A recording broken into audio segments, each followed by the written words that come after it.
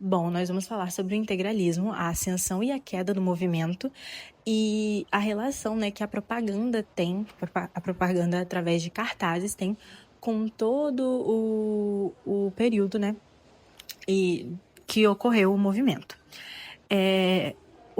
Surgiu na década de 1930, inspirado em movimentos nacionalistas e autoritários europeus, principalmente relacionado ao fascismo, né, do Benedito Mussolini.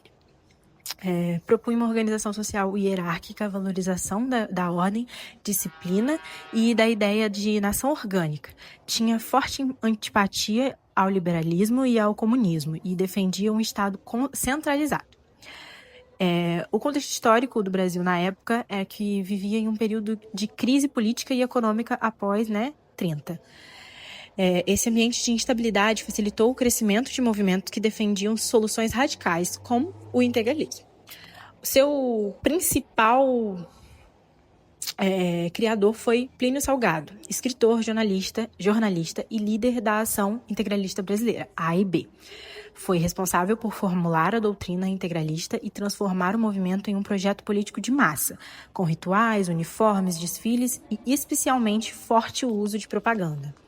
Os cartazes na AIB, eles eram utilizados intensamente, né, com símbolos marcantes, como a letra sigma, né, frases curtas e imagens que exaltavam disciplina, união nacional e o perigo de inimigos ideológicos. Esses inimigos eram geralmente os liberais ou os comunistas, né? Esses cartazes eram essenciais para atrair simpatizantes e criar a identidade visual do movimento. Bom, agora eu vou falar sobre o estilo visual que se repete nos cartazes. Bom, nós temos o símbolo sigma, que para matemática ele representa a soma.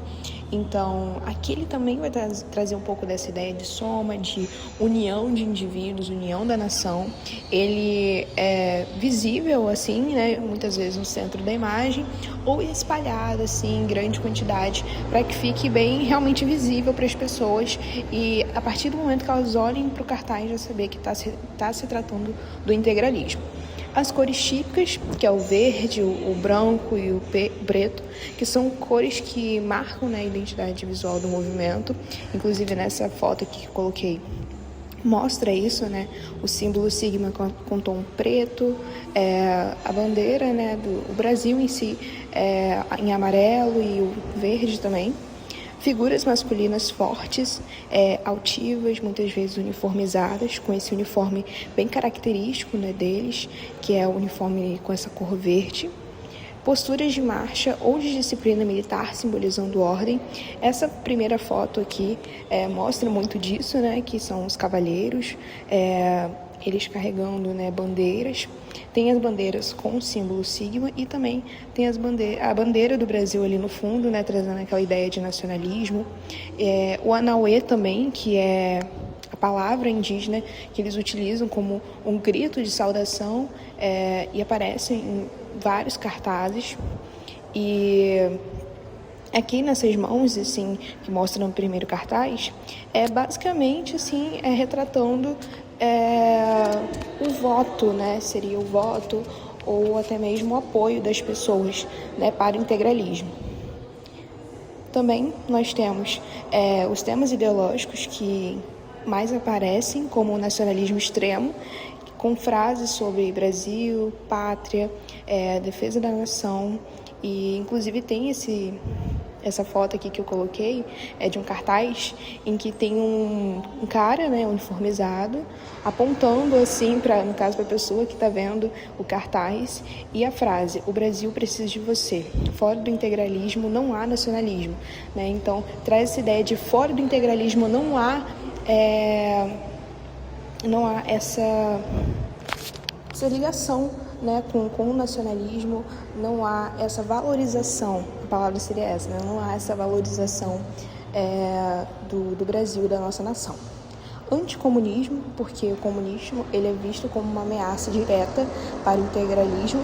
E voltando, né, no outro slide aqui, tem essa foto de cartaz, né, que aparece uma frase escrita: salvemos o Brasil, algo mostrando mesmo a questão de tirar, né, o comunismo assim da reta e ficar apenas o integralismo, né, como se fosse que o comunismo é o mal da nação. Então mostra essa mão vermelha aqui com essas veias, algo monstruoso, né, essa mão com garras sobre o Brasil. Aqui também podemos ver que em vermelho também tem a bandeira do comunismo, então é bem escancarado que está se tratando do comunismo. Também temos aquele braço ali com a manga, né, com o uniforme e o símbolo do sigma, e essa mão cortando a mão do comunismo, né, como fosse representasse o comunismo saindo de cena do Brasil. Então, eles viam, né, muito o comunismo como uma ameaça. Unidade espiritual, que é a ideia de que todos devem pensar igual, como um corpo único. Culto ao líder, né? Culto ao Plínio Salgado, que ele aparece como uma figura inspiradora. Inclusive aqui nesse slide tem esse cartaz dele, né? Com a foto dele ao centro, o símbolo sigma, as cores. Também temos a ordem e a hierarquia, a sociedade vista como um exército organizado e obediente. Bom, agora eu vou falar sobre a propaganda integralista. Dentre as funções da propaganda, nós temos divulgar o movimento, criar sensação de força e união e convencer as pessoas. Eles usavam algumas técnicas persuasivas, como frases de impacto, aquela famosa frase, o Brasil precisa de você. Também usavam cores estratégicas, como verde e azul, ligada à disciplina e ao patriotismo, e figuras heróicas, sempre representavam os integralistas em uma pose heróica. Além disso, eles ligavam a política à religião. Aqui nesse cartaz temos escrito assim: o integralista e o soldado de Deus e da pátria, homem novo do Brasil, que vai construir uma grande nação. O cartaz apresenta o integralista como um soldado de Deus e da pátria, associando a uma missão moral e espiritual. O objetivo é atrair jovens e famílias religiosas, mostrando que apoiar o movimento seria participar de uma causa superior. Bom, o público-alvo da propaganda era jovens, trabalhadores e famílias. Aqui nesse segundo cartaz nós temos um jovem olhando para cima com um olhar de determinação e de esperança, de um futuro melhor, que está caminhando entre a marcha, com as bandeiras e até essa bandeira aqui com o sigma, representação do integralismo. O foco desse cartaz era erotificar a juventude integralista e convencer os jovens de que aderir ao movimento significa fazer parte de algo grande. E nesse terceiro cartaz, nós temos uma tabuleta de propaganda, que era utilizada pelos militantes do integralismo, não é bem um cartaz. Aqui diz assim: a candidatura de Plínio Salgado não é financiada pelos banqueiros internacionais ou pelos políticos tradicionais. Votem no integralismo e em Plínio Salgado. Contra as políticas profissionais, empreiteiros de revoluções. Votem no integralismo e em Plínio Salgado. Bom, esse texto afirma que a candidatura não é financiada por banqueiros internacionais e nem por políticos tradicionais, criando uma imagem de honestidade e nacionalismo. Ao atacar os políticos profissionais e os empreiteiros de revoluções, a propaganda tenta apresentar o integralismo como a única alternativa pura e anticorrupta. Esse tipo de propaganda ambulante era mais barato e alcançava diretamente os trabalhadores e cidadãos que estavam descontentes com a política. Agora eu vou falar sobre como era representada a imagem da mulher nos cartazes integralistas. Como podemos ver aqui no cartaz, a mulher é representada de forma simbólica e idealizada. A imagem mostra uma menina segurando a bandeira integralista, o que reforça a entrada feminina no movimento desde cedo. Essa figura infantil transmite pureza, moralidade, valores que o integralismo associava sempre ao papel da mulher. A ideia era mostrar a mulher como alguém que apoiava, cuidava e não liderava alguma coisa. O uniforme, o símbolo, sigma, reforça a disciplina, a submissão, a ideologia. No fim, esse tipo de propaganda tenta passar a imagem de um movimento organizado, o que também tinha apoio feminino. Então, agora eu vou falar sobre a representação da juventude no integralismo. Eu tentei achar algumas fotos de cartazes para a gente analisar, mas eu não consegui achar. Então, eu coloquei algumas fotos da época para poder a gente poder analisar.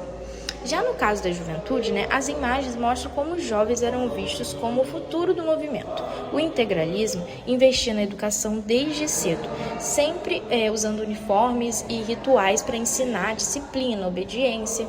As escolas integralistas funcionavam como espaços de doutrinação. O símbolo sempre aparece para reforçar a identidade e a propaganda também.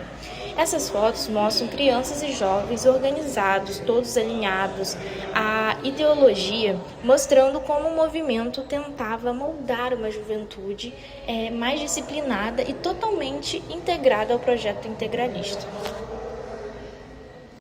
Bem, agora eu vou falar um pouco sobre o declínio e a queda do integralismo. Foram 3 datas, 3 momentos importantes, para que desencadearam esse declínio do integralismo. Um deles foi a questão da relação entre a AIB e o governo Vargas quando ela se rompeu. A partir de 1937, houve a criação do Estado Novo e todos os partidos foram dissolvidos e foram proibidos. E o movimento ele perdeu espaço político, estrutura e visibilidade. Em 1938, a fracassada intentona integralista acelerou a queda do integralismo, resultou em prisões, censura e a dissolução das bases do movimento. Entre 1937 e 1939, o integralismo deixa de atuar publicamente e sua propaganda praticamente desaparece, marcando o fim de sua influência nacional. E agora eu vou falar um pouco sobre cada ponto, cada um desses momentos aí, nesses anos, que desencadearam esse declínio do integralismo. Bem, o primeiro acontecimento que corroborou para a queda do integralismo foi a questão da ruptura com Getúlio Vargas, como eu já tinha dito, em 1937. A relação entre Vargas e o integralismo era inicialmente de conveniência. Os integralistas esperavam espaço político no novo regime do Estado Novo. Mas quando Vargas dá o golpe de 1937 e se torna ditador, ele dissolve todos os partidos, inclusive o integralista. Isso afeta diretamente a propaganda. O movimento perde financiamento, perde visibilidade, perde legitimidade e, principalmente, perde espaço público para fazer cartazes e mobilizar gente. A partir daí, a produção de cartazes praticamente some. O segundo acontecimento foi a tentativa de golpe integralista, a intentona de 1938. Em 1938, a parte dos integralistas eles tentaram derrubar Vargas. A tentativa fracassa e aí líderes são presos, jornais fechados, sedes invadidas, militantes monitorados, proibição completa de material de propaganda. E aí esse evento marcou ali então o início real do declínio definitivo do integralismo.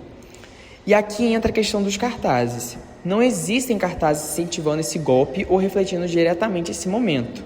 Por quê? Qualquer propaganda desse tipo seria imediatamente criminalizada e destruída. Então, o silêncio propagandístico vira evidência histórica. O terceiro ponto foi a perda de força e dissolução depois de 1938. Depois desse período, os integralistas eles já estavam desorganizados, sem liderança unificada, sem imprensa, sem bases locais funcionando e proibidos de circular símbolos e uniformes. A propaganda, que antes era forte, se torna clandestina e praticamente inexistente. O que sobra dessa fase? O que sobra são pequenos panfletos individuais, jornais amadores, circulares feitas à máquina, material sem iconografia forte e muitas vezes apenas textos, ou seja, o integralismo ele perde força também visualmente, os cartazes deixam de existir.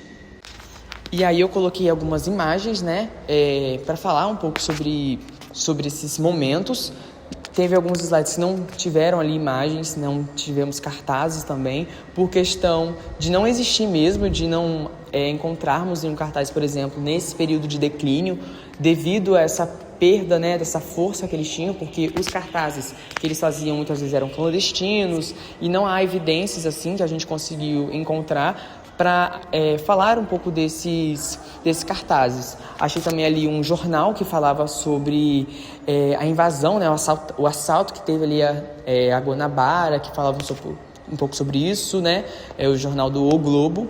E aí, por isso mesmo que a gente não colocou cartazes na questão do declínio do integralismo devido a essa falta de produção visual nesse momento.